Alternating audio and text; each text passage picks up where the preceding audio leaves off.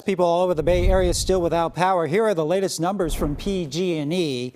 At last checked, about 60,000 people are still in the dark. The biggest impact happening in the peninsula with more than 40,000 customers without power.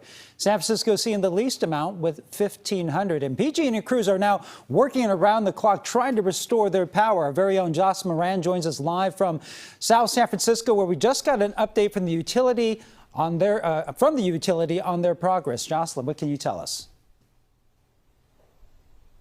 Yeah, Ryan, we are seeing some PG&E crews here working to restore power, but this is an area that got hit hard. We'll show you why. This is one of the homes that we are really seeing be affected by this. You can see the root of that tree there. Well, that tree just completely fell over and actually knocked out one of the power poles there. So we actually got a better look, a closer look a few minutes ago. So we're going to show you some of that video there.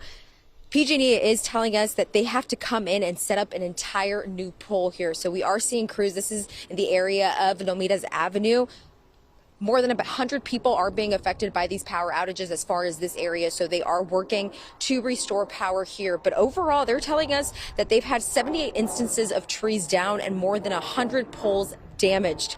The peninsula saw some of the worst of this. Thousands are still in the dark, and some are nearing 24 hours since they've been without power. We asked the PG&E Regional Vice President for the Bay Area when power could be restored. We don't have, I don't have a time frame for when all of the work will be completed.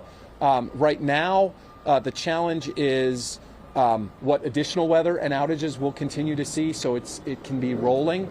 But we do expect, we're really trying to, we focus on three priorities when it comes to restoration. The outages that are the largest, and we have several that affect several thousand customers, so there's a lot of crews focused on those. Customers who've been out of power the longest. These customers are approaching 24 hours. That is really a high priority for us when customers start approaching that number in the storm, is to make sure that we can get people back in 24 hours.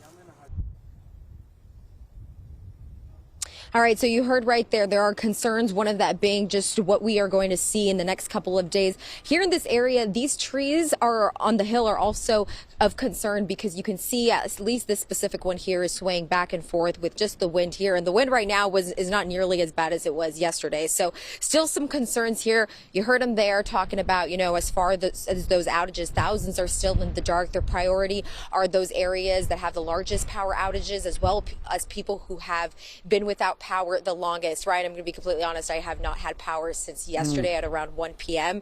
So yeah, there's a lot of frustration, even just to people we've been talking to around the area, frustration. But of course, we're going to keep you updated because we know people want their power back on. Yeah, hopefully you get your power back on and everyone else gets their power back on, especially as we're about to hit that cold snap.